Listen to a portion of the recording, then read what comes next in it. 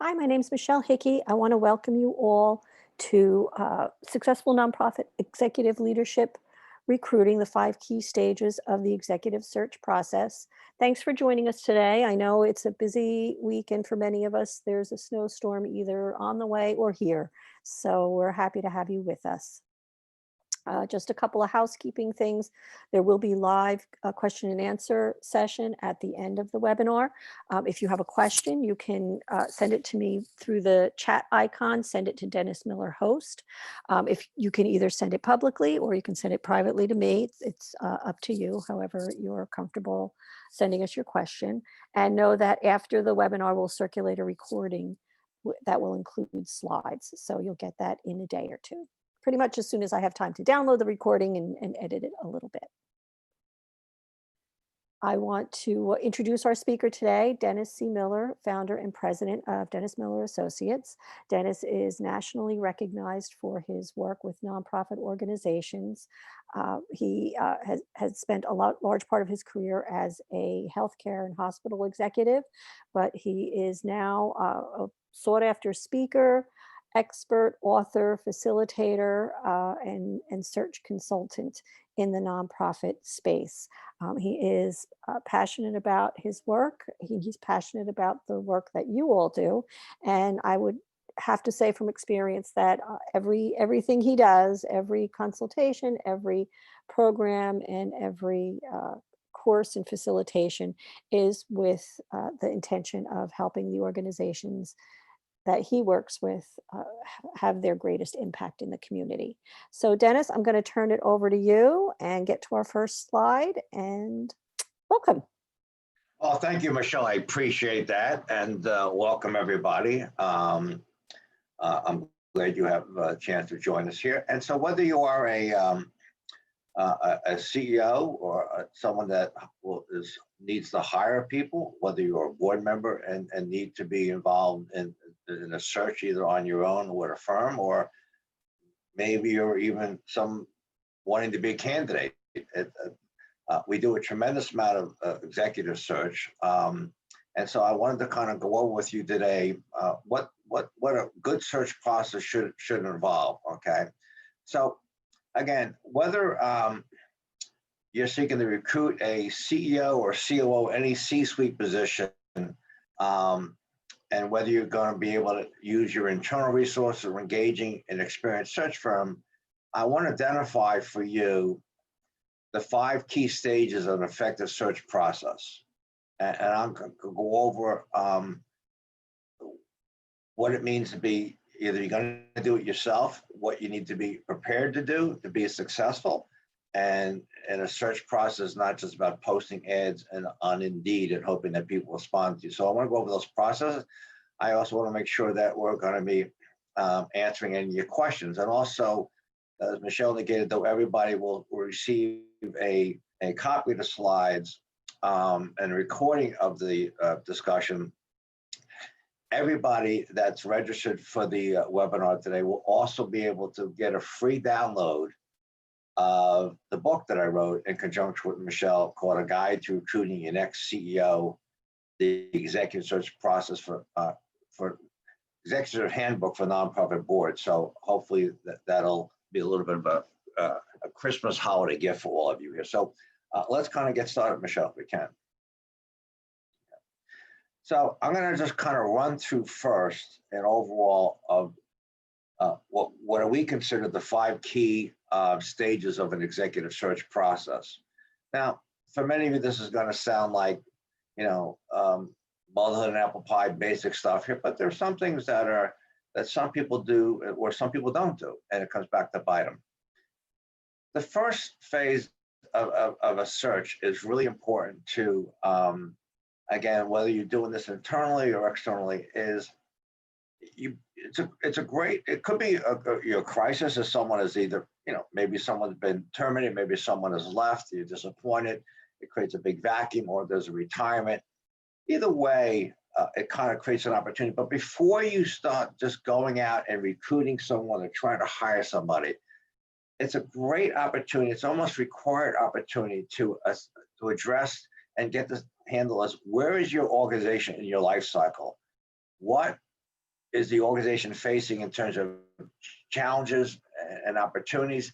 And what, more importantly, what are the competencies that you're going to need this new person to do and address them? And I'm going to talk a lot about today the competencies that boards are seeking in nonprofit leaders that may be a little bit different than they were in the past here. So that's really important to create what we call an ideal position profile, which highlights the organization, but it highlights the candidate's experience and qualifications and certainly responsibilities. But it's very important up front to do this assessment.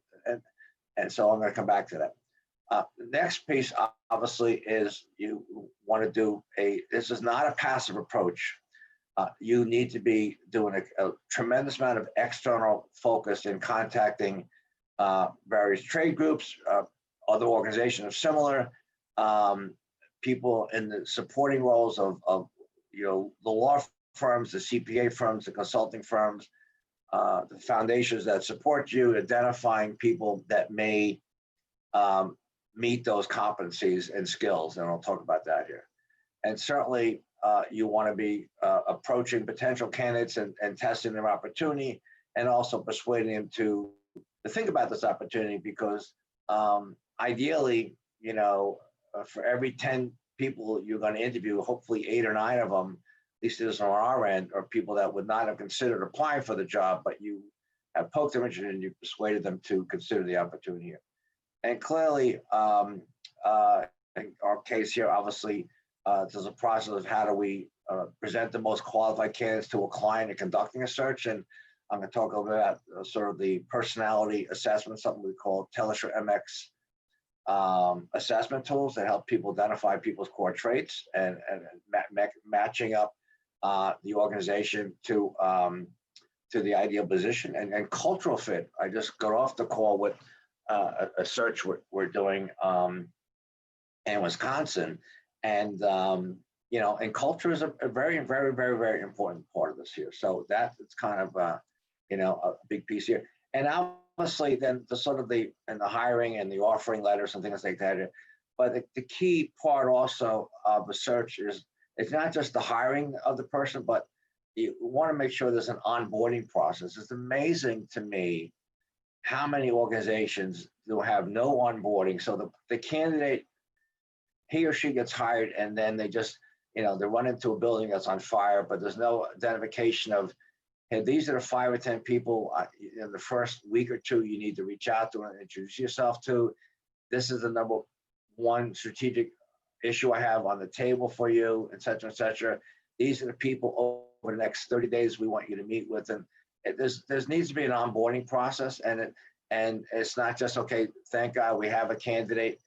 The more time the board can, and I say board because I'm focusing mostly on executive search at the C-suite level. So CEO, COO, anybody that report to the executive director, CEO is kind of what my focus is here. You want them obviously to feel in the sense there's involved with this newly appointed person. So those are the 5 stages we're going to talk about. Next question, okay. So it's a major decision when an opportunity presents itself to you and you've got to hire someone. The question becomes, you're going to do it yourself, and some people can do it well. And then do you hire a search firm, and what type of search firm? Just it's a big difference between.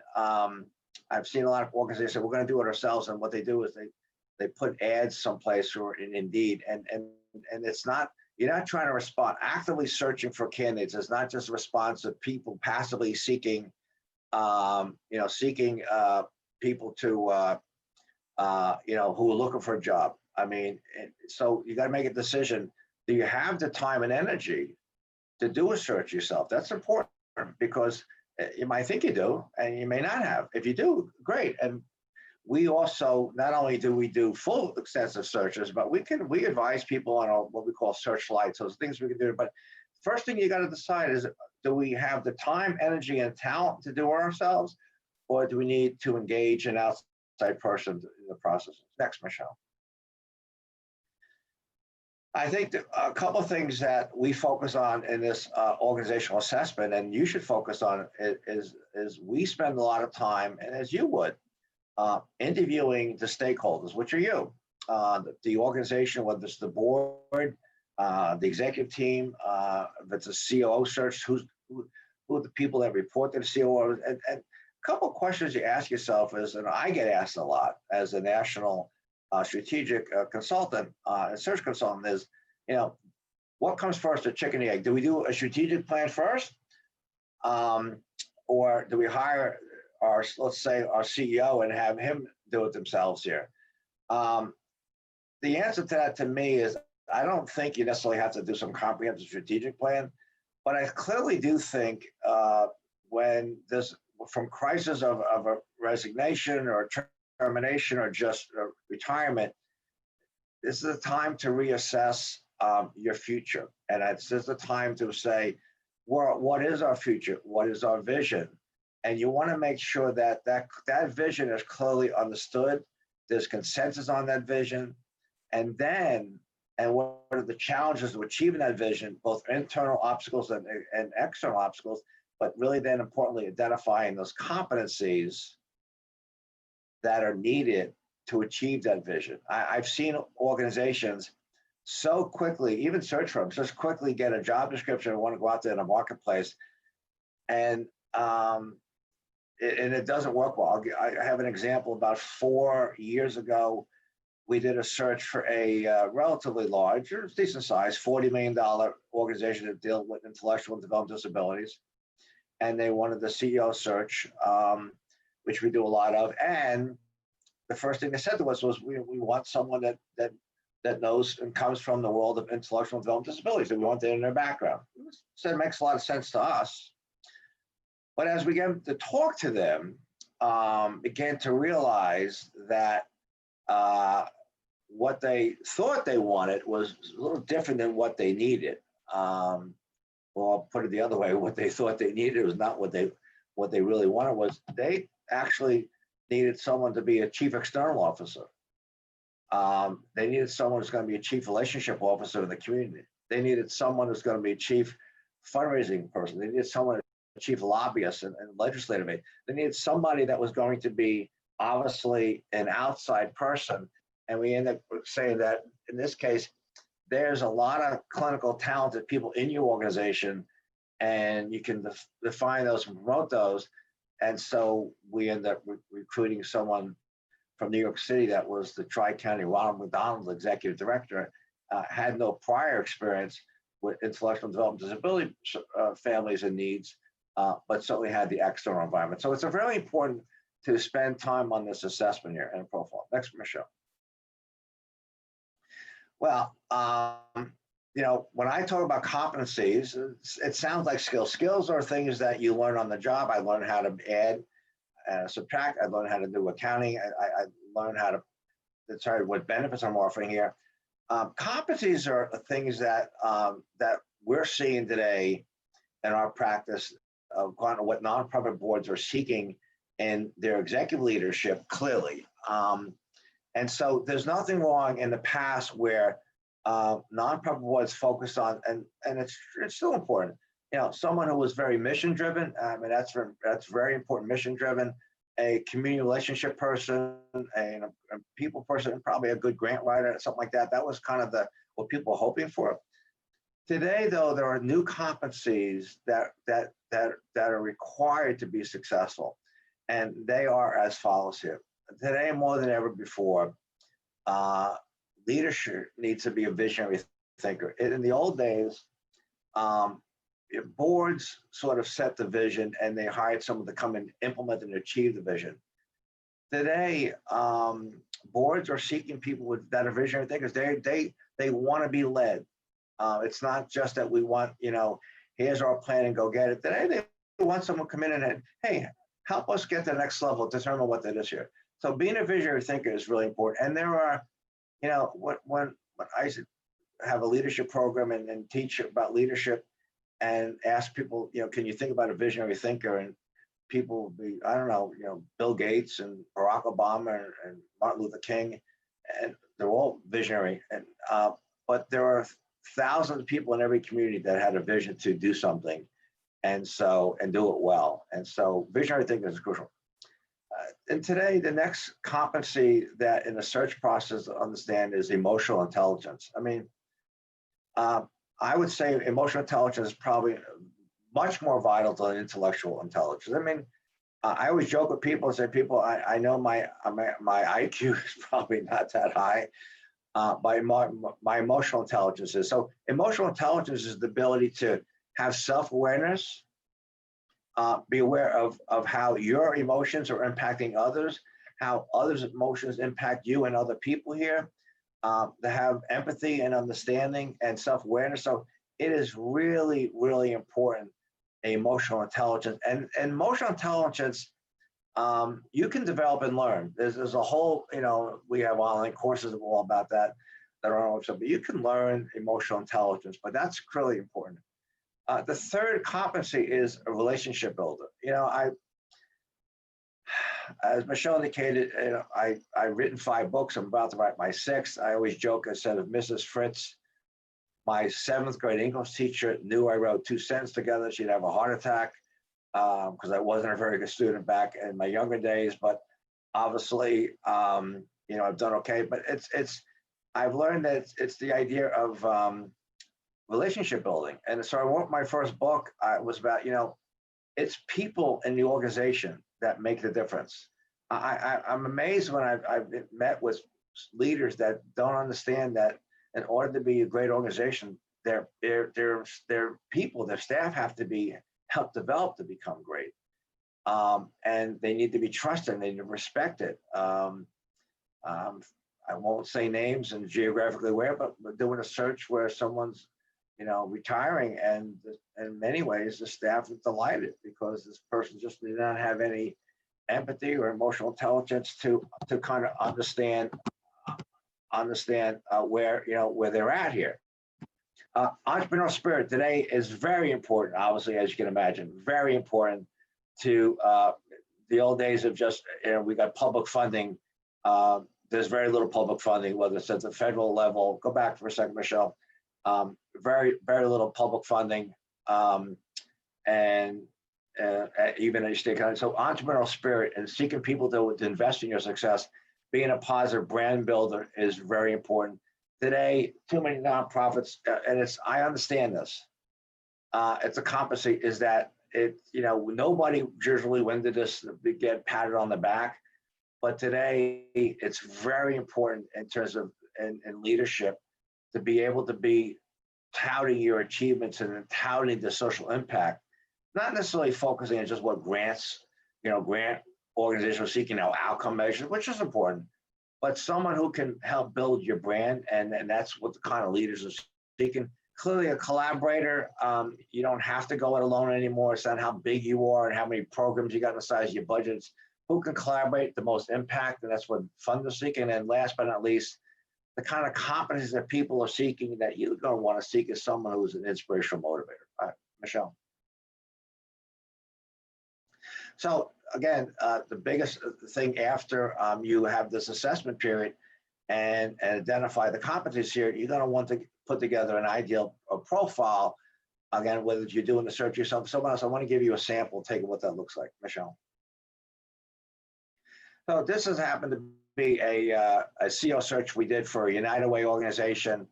And you can see here, it may be hard to read, but you'll get it here. It really talks about the organization first and the program they have. ALICE, which is it's really called Assets Limited Income Restricted Employed, people that even though they work, they need a helping hand. So it describes the kind of the organization as attracting feature to the organization, but then it begins to identify as you get into the following pages, the actual job description and some competencies here. Michelle, we could move the next page or two of that here. So clearly, you want to get it. And here's another one. So this is a sample of what we've done for Chief Operating Officer.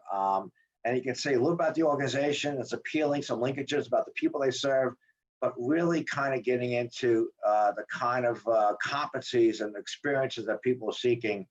So this is what you want to do when you're doing a search. You want to do the strategic assessment. Where are we headed? What do we need to get there? And then build this profile that people can see. Next, Michelle. There we go. Okay. So who do you reach out to? I mean, most leaders are not, necessarily looking, going to respond to an ad and social media ad. I mean, it's, in my early days, there was newspapers and New York Times and all state papers, and there's not many people spending money for that. But it's usually people are posting on social media. But people today, to really get the right candidates, you've got to do a target outreach. And that is, you need to identify key sector leaders. So let's just an example. Let's assume you were looking for an executive director or CEO of an affordable housing organization or housing development organization. Who might you reach out to? And let's say you happen to be in Illinois or in the Chicago area.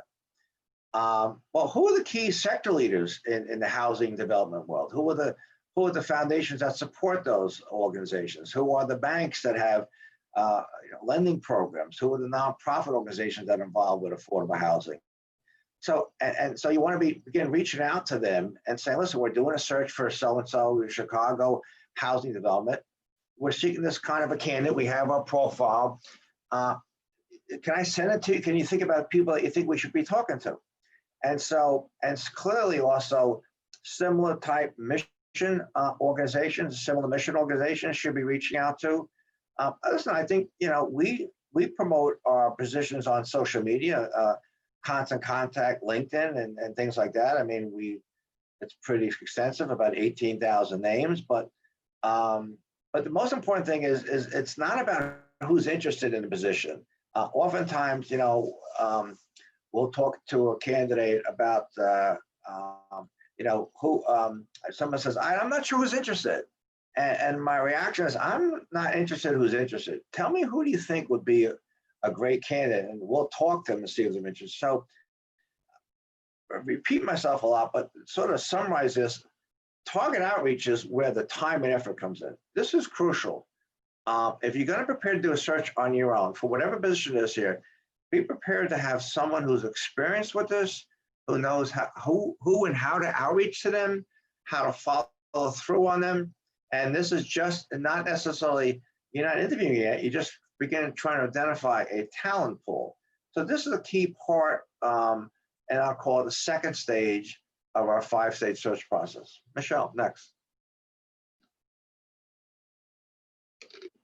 So a key part of the next part, once you have begun talking to people in the marketplace, in the sector, and you begin to talk to people about their own interests, and they send you a resume and a cover letter, you got to screen people. I mean, clearly, I don't know if this is an average of a third, but there'll be a third of your candidates that you want to interview. There's a third that maybe want to interview, and there's a third that you don't want to interview. It's a true story, but I joke about it. I think 30 some years ago, I interviewed someone when I was, my background, as I said, running 2 medical centers, and I interviewed someone for a position in finance, and I said, do you have any hospital experience? And I remember they told me, yeah, they did. They drove past the hospital every day on the way to work. So you kind of want to screen people out. And so you can screen on resumes. I'd be surprised, though, how some people can interview extremely well and the resume is not good. But you want to screen the people out here. And then clearly, interviewing is the key. After you've done outreach, interviewing is very important. And you want to make sure you're asking them. And by the way, in the book, the free download of the book I'm going to provide to all of you, there are sample questions that you can ask in the book, but you want to ask open-ended questions. You don't want to ask yes or no questions. You want to ask us, tell us about yourself, tell us about your experience, why are you taking this position now? Describe to us your leadership capability, your leadership experience. You want to understand their strategic thinking ability, their strategic thinking experience. You want to find out what challenges they've had to face, how they've overcome those challenges. You want to understand how they relate to people on their team, how they relate to their board members. You want to talk about how they communicate to stakeholders inside and out. Most likely, you're going to want to know how they understand and driven and created revenue and how they're involved in the world of philanthropy. So those are kind of a lot of questions around that sphere that you're going to interview here. One of the things that I would absolutely recommend, and we do, is on all on-call final candidates, we administer something called the Telestra MX assessment. We are a strategic partner with a firm called Telexis, and helps us identify candidates' core traits. And I think we have an opportunity, Michelle, before we get to the references here. I think we have an example or two to go over that here. And then clearly, at the end, when you're near the very end, you want to do an extensive reference, but you don't just want to say, give me 3 references, and you get someone's, friend or neighbor or the former girlfriend or wife. You clearly, it's very important to do some type of personality assessment. It's not aptitude. These tests, our tests determine your core traits. So example here, a really good personality assessment will determine people's sense of urgency, their people contact, their reasoning ability, their sense of competitiveness. It tells people how they're wired. And I think that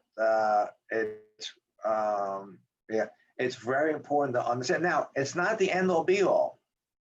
I've seen candidates get a 99% job match, but don't get to be a finalist, don't even get to be interviewed by our clients.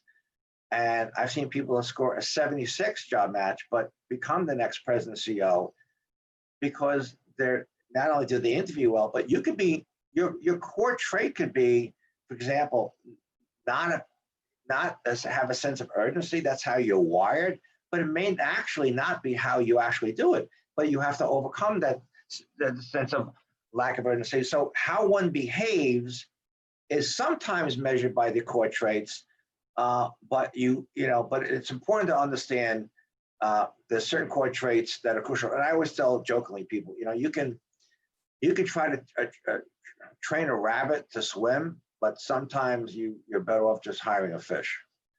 And clearly references are important. We want references, and you should want references on not just who do I know, but who have they worked for, who have they worked with in collaboration, and who have worked for them, and get their perspectives on it. And a wide-ranging questions, again, about their perception, their experience is very important. Next slide, Michelle.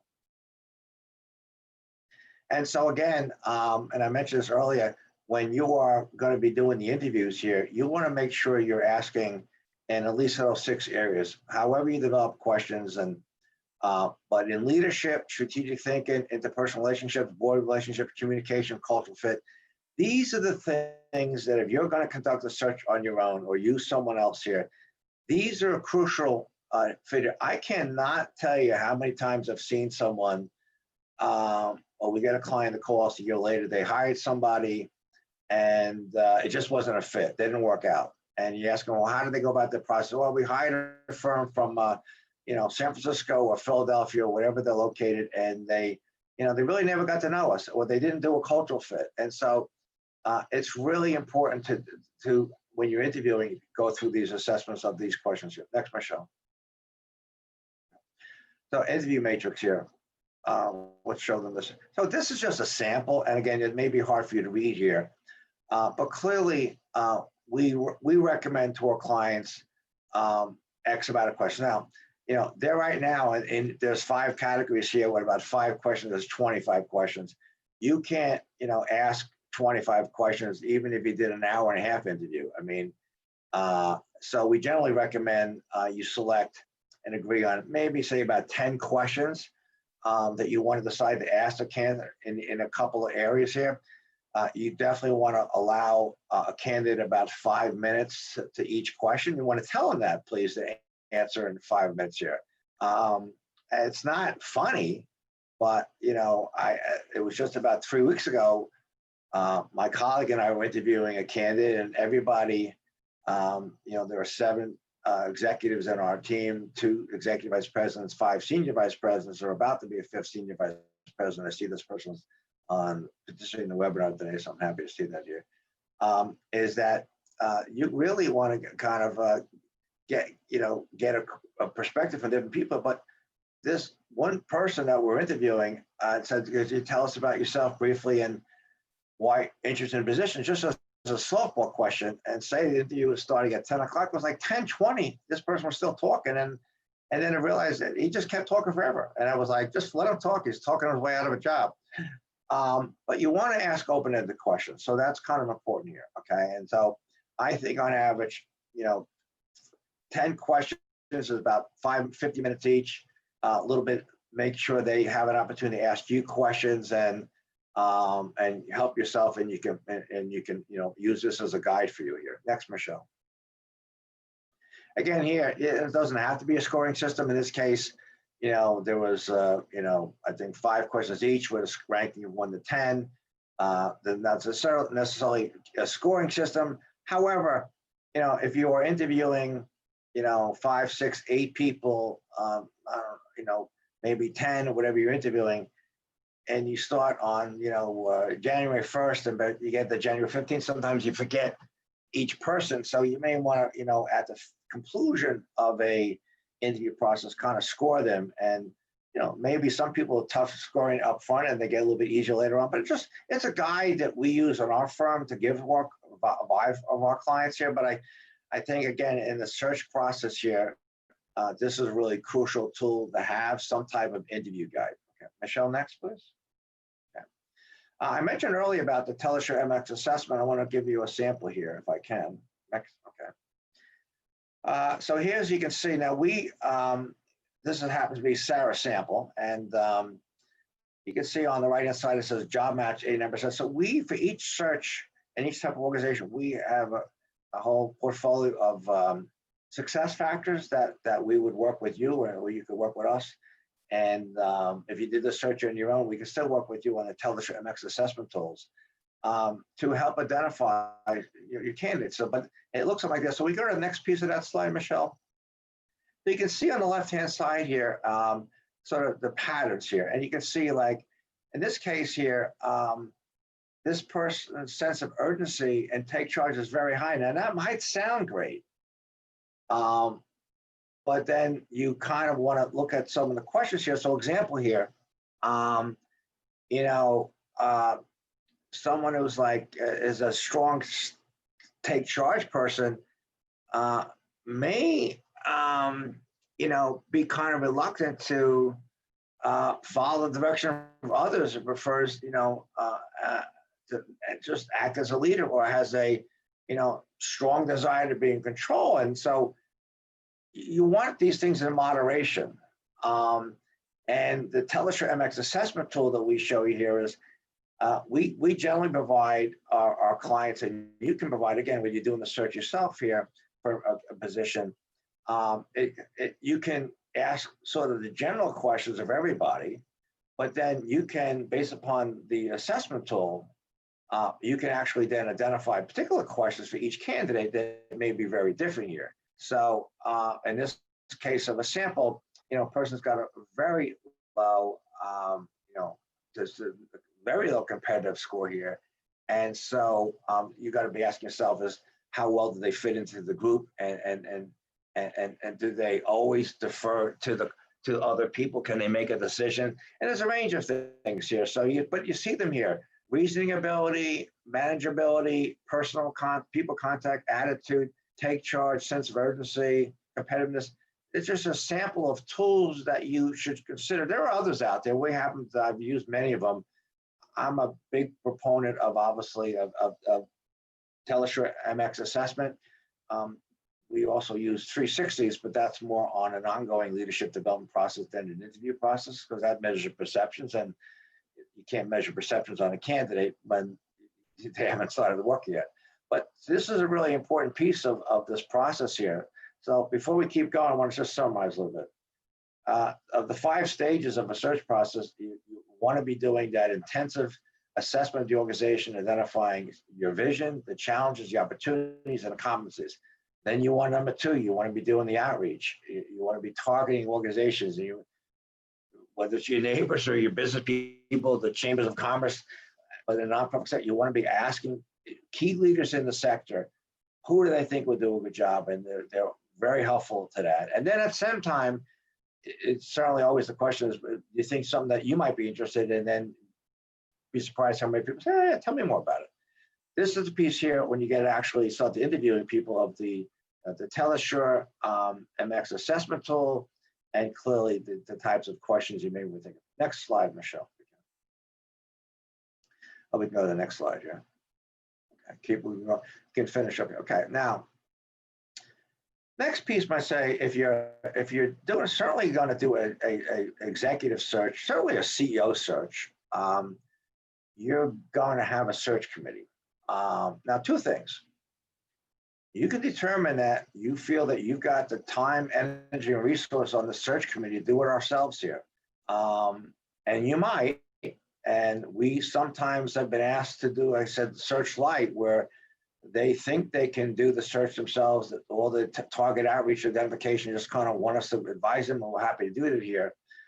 And I understand that, but sometimes doing your own search is like representing yourself in a court of law. It's not always best. Some people say we have, we've worked with a client recently that talked about, they just wanted our advice but they didn't really do any outreach. So it's important here. So question is size and competition.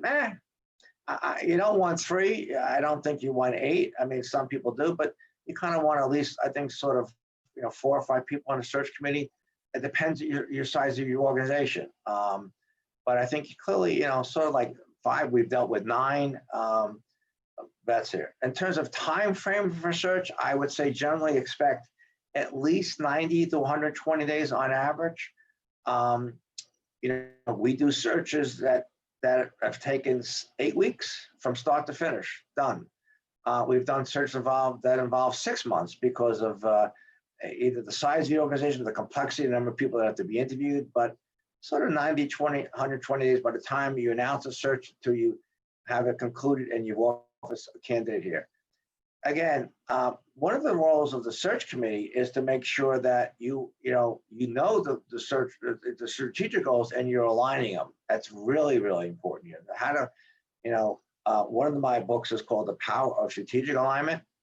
And there's nothing more important than understanding that those organizations that are successful, that succeed at the rate of far higher than other people, they're all aligned strategically behind their vision. They're aligned with their board, their leadership, their program impact, their branding, their storytelling, their philanthropy. It's all aligned behind the vision. If they're not, it's imagine sort of a crew in college and they're all rowing in a different direction going, that's not going to be successful here. What's the role of the search committee? He or she obviously is the one that's going to be obviously in key contact, key, person in key contact with either a search firm, but is communicating with the search firm or communicating with your members here, and is kind of informing and keeping everybody else on the same page here. You're going to be screening and interviewing candidates. Confidentiality is crucial. One of the things why search firms, generally speaking, are successful compared to just putting ads in the paper. Besides ads in the paper or social media ads, you're going to get a lot of people just unhappy with their job. But people don't want other people to know they're looking, so they're not going to send you a resume. They're not going to send you a cover letter resume and then say, hey, I belong to the same church or temple or country club, and by the way, I don't know if you know, but Jane Doe has been interviewing for a job here, and you lose your job. So confidentiality is crucial. Very, very important here. A very important piece here, not just for the candidate when they're going to come in interviewing you, not just for the candidate to sell themselves, but you need to sell the candidate. I'm amazed that people say, geez, I met with the search committee and they were great and very impressive and exciting, or I met with the search committee and they were stiffs. Your job, even if you feel in the beginning, and it happens to all of us, does it not? Even if it feels in the beginning that, I don't see the chemistry with this person. You're going to represent your organization, so carry out the interview and make them feel good about yourself and your organization when they leave here.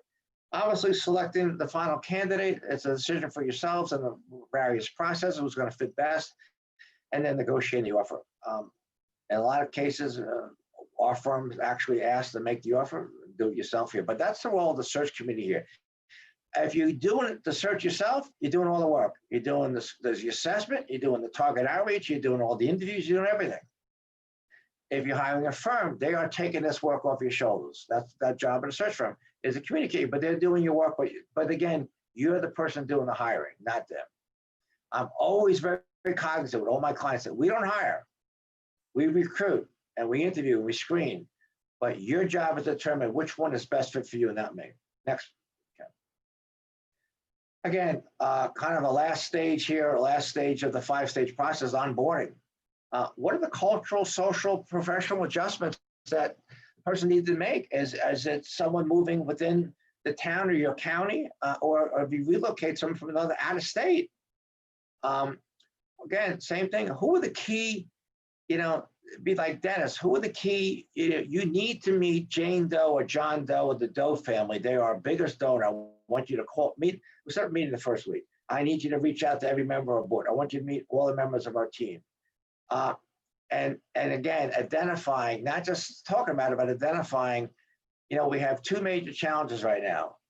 But here's the one we need you to focus on the most here right now. Clearly, a lot of communication, announcing the position, press releases of the position, communicating about how often if you hiring this person, whatever position, but if it's the CO and you are the board chair, let him or her know, hey, here's what I expect.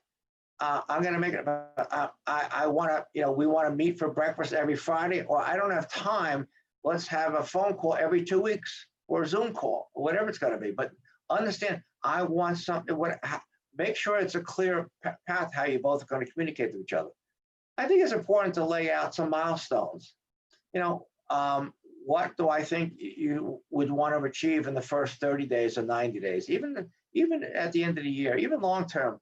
What are we hoping you achieve so you get a parameter here? And then clearly, but not least here, is that you want to make sure you have an executive evaluation process. And we have some great ones. I'm proud to say on our website, but I can't tell you how many people hire an executive and they don't measure their performance, and how could they even know how they're doing and perceptional. So that's kind of the 5th stage of the process. Michelle, can we move? I want to see if we can at this time to see if we have, Michelle, if we have any questions at all, and we'll kind of go from there. We do, Dennis. You've talked a little bit about organization assessment going into a search. And I guess the question is, can you elaborate a little bit on that? What questions do you ask? What do you want to see? What documents, materials? What are you looking at, and what are you looking for in that part of the process? Yeah, I can't give away the secret sauce of an assessment test, but it kind of measures just how you are as a human being. It kind of measures your thought process here. But I can see the question, and I respect the question. This is not the question that you see. Oh, I'm sorry. Okay. Yes. No. What we're referring to here is when you're first engaged into a search, how you assess the organization as it's getting ready to do the search. Oh, the okay. Conversations, the documents you review. So that's what we're looking right, at. Okay, Here. I apologize. Okay, so having just come off a search call with the president and board chair, so clearly understanding what's created the opening, what's created why is the COO position open? Is the new position you created? Who will report to it? Clearly, what are the challenges and issues that you're facing today? Everybody in this world today is I know this has been recorded down the road, but this is this year has been a horrendous year for everybody, and with coronavirus, it's just beyond imaginable. Without going, it's just been a horrible year. So we know the challenge, but what are the other issues you're going to have here? We ask you, what are the leadership competencies or experiences or expectations you have of the next person? Do you, give us a little bit of those competencies? Do they match up here? We do ask about the work culture. We ask about how do you distinguish your organization from another? So if we were talking to a candidate about your what would distinguish you if you were a provider of children family services? What distinguishes you from the YMCA down the street? What's different about you? What distinguishes you? Again, any personnel challenge that we're about? How do you want to interact with this candidate here? What's the level of experience? Are you looking for someone who's got 5 years experience or 15 years experience here? What are the strengths of the organization that we want to make sure we're conveying? And something else that's really important for in this assessment phase here. Everybody wants to hire Superman or Superwoman. I got it. But Superman and Superwoman want to go to a super organization or a super board. And so one of the kind of questions you got to ask yourself this time is, you know, are we prepared to take, we want a great person to take on the job, but are we also prepared to be that great organization? Is there a good fit here? So those are kind of the questions, Michelle, that one should be asking. As a follow-up, Dennis, when you're doing the search, who do you speak with when you're asking these questions? And also, are there documents that you look at that you request in that process? Yeah, a couple things. A good question. So first of all, since I was in the medical field and my wife's a surgical provider, surgical nurse practitioner, I always say this. We want to get your strategic plan of any. We want to get your bylaws, financial statements, budget, annual report to the community, table of organization. So we want to take our own history and physical blood work and X-ray of the organization. Who do we want to talk to? If it's a CEO search, we want to talk to everybody on the board. Okay, that's really important. And then we probably want to talk to people on the executive team. If we're doing a COO search, we want to talk to the CEO clearly, maybe one or two people on the board or more. But we want to talk to people that the CEO that's going to report to the COO. If we're talking about recruiting a CFO, the same thing. We want to talk to the people that may report to him and to her here. So we want to have a chance to talk to the key internal stakeholders. If it's a CEO search, and as a courtesy, the client wants us to talk or have interview as part of that process, say a major donor, we're willing to do that. But that's usually it's the executive team and the board, depending upon the level of position, Michelle. Mhm. Okay. Um, Another question. You've talked a lot today about what an organization needs to think about and do going into a search. Is there a certain level of readiness that an organization should have all the time about, it's being ready for C-suite searches? And if so, what can an organization do to put themselves in a position where they're sort of ready to go when the time comes?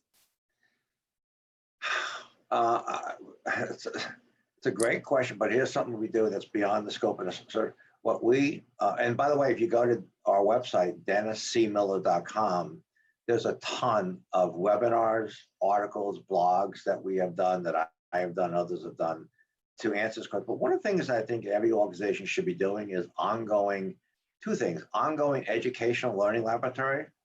And so there should be always ongoing process for learning, best practice of what other people do that's best. But I think it's also really important to identify, successes at every level in the organization, not just the CEO, but everybody. So if if you're a director of community outreach position opens up, do you have anybody that's prepared to step in? And I'm a big believer in developing a leadership development program, which we do, but that's outside the scope of this webinar today. What are some steps that an organization can take to, because you talked about, well, you want a great candidate, but a candidate will be looking for a great board. What are some things that a board can do to be that great board that would attract the best candidates for the Yeah, position? a couple of things. We will work with the board and give them our assessment of as part of the assessment process here. We have also a lot of tools on our website, Dennis C. Miller. We have an online course, How to Become a High Performing Nonprofit Board, that has 8 modules, and you can take the course in an hour, though it's a resource and a license for a year. We have an online course, How to Become an Executive High Performing Nonprofit Executive Leadership Team. Again, there's plenty of articles. We have an executive leadership and board online assessment tools, CO board evaluation, CO tools. So there's a lot of things that people can have here. The most important thing is be open to hearing from what other people say about how they're viewed of their organization and their life cycle. And I think that might be helpful. But that's kind of thing. Okay. Well, I think that wraps up our questions. Is there anything that you want to add? I think there is one more slide, Dennis, if you want Okay. to. Well, a couple of things, if you can, but I just want to say this. I am happy, and we're getting into the holiday season here, but someone may be listening to this tape in June. But anybody that's registered, any of you participating today, if you'd like to have a free courtesy conference call with me, I don't care if it's 30 minutes for an hour, just email me Dennis at Dennis C as in Charles Miller.com. If you don't put the C in, there literally, without exaggeration, there was a furniture store in New York called Dennis Miller Associates. So email me, happy to do it. Also, we will send the link out with the recording of today's webinar and the PowerPoint slides. You can a free download you can have to a guide to recruiting your next CEO. Now, it's about a CEO search, but you can take the same principles for any other search you're doing in your organization at the executive level here. Do we have any other questions, Michelle? Appreciate that very much. That's all we've got. But we can also, I'll make sure that in the follow-up email, we'll include links to information about your board and CEO assessments, and also the Telexis Talasure MX assessment tool. Yeah, and so that people have information that they can refer to So I hope later. today was helpful. I hope that we provided some information, some things that you think about when you're doing a search, whether you do it yourself or you do it on. If you like us to help you consider talking about search, we're happy to do it. And clearly, we have a full gamut of leadership and development tools and assessing tools for your organization, things like that. I appreciate the time with everybody today, and I want to wish you, I can say, a very happy holiday season. I'm proud to say that.